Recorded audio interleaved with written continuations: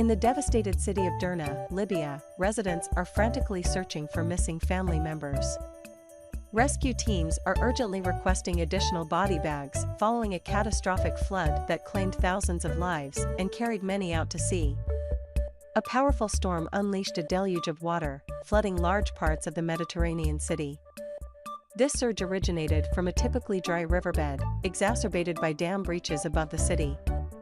Numerous multi-story buildings collapsed, trapping families inside. Lieutenant Tariq Al-Kharaz, spokesperson for the Interior Ministry, reported to AFP on Wednesday that Derna has recorded 3,840 fatalities thus far, with 3,190 already laid to rest.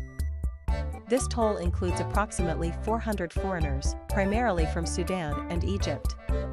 Meanwhile, Hisham Abu Chkaiwat, the Minister of Civil Aviation in the administration governing eastern Libya, informed Reuters that over 5,300 deceased have been accounted for, and this number is expected to rise significantly, potentially even doubling. Mayor Abdulmanam Al-Ghathi of Derna stated to Saudi-owned Al Arabiya television that the estimated death toll in the city could range from 18,000 to 20,000, based on the number of districts decimated by the flood. Derna resident Mahmoud Abdul Karim told journalist Mataz Ali in Tripoli that he lost his mother and brother after failing to evacuate in time from their first-floor apartment following the collapse of a dam. She refused to leave her place. Didn't imagine the situation would be horrible and told him, Abdul Karim, it was just ordinary rains, Ali reported, from an event organized for Tripoli's Derwani community. According to Abdul Karim, when his mother and brother did decide to finally leave their apartment, they were swept away by the floodwaters once they reached the streets to flee. Mabruka Elmsmary, a journalist who managed to leave Derna on Tuesday, describes the city as a disaster on a massive scale. There is no water, no electricity, no petrol, she told Al Jazeera. The city is flattened. Apartment buildings with families inside have been swept away, she said. There's a wave of displacement as people are trying to flee Derna, but many are stuck because a lot of the roads are blocked or gone, Elmsmary said, adding that some families have been taking shelter in schools. Officials have put the number of missing at 10,000.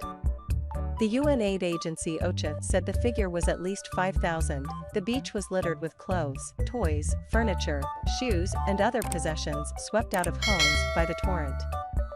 Streets were covered in deep mud and strewn with uprooted trees and hundreds of wrecked cars. Many flipped on their sides or onto their roofs. One car was wedged on the second-floor balcony of a gutted building. The devastation is clear from high points above Derna, where the densely populated city center, built along a seasonal riverbed, was now a wide, flat crescent of earth with stretches of muddy water gleaming in the sun. Buildings were swept away. Rescue teams have arrived from Egypt, Tunisia, the United Arab Emirates, Turkey, and Qatar, said Derna Mayor Al-Ghathi. We actually need teams specialized in recovering bodies, he said. I fear that the city will be infected with an epidemic due to the large number of bodies under the rubble and in the water. Al Jazeera's Charles Stratford, reporting from Benghazi, said a field hospital was part of Qatar's contribution to this seemingly growing international aid effort to Libya. This is one of 3 Qatari military cargo planes expected to arrive in Benghazi today, Stratford said. The aid also includes medical equipment, medicine, food, tents, Stratford said. All the aid here is going to be taken to Derna as quickly as possible. Moreover, Al Jazeera's Malik Traina, reporting from Tripoli, said there has been an outpouring of support from Libyans themselves from across the country. We haven't seen this type of unity for many years here in the country, Traina said. Large government convoys with equipment from western Libya have arrived in the east, he said.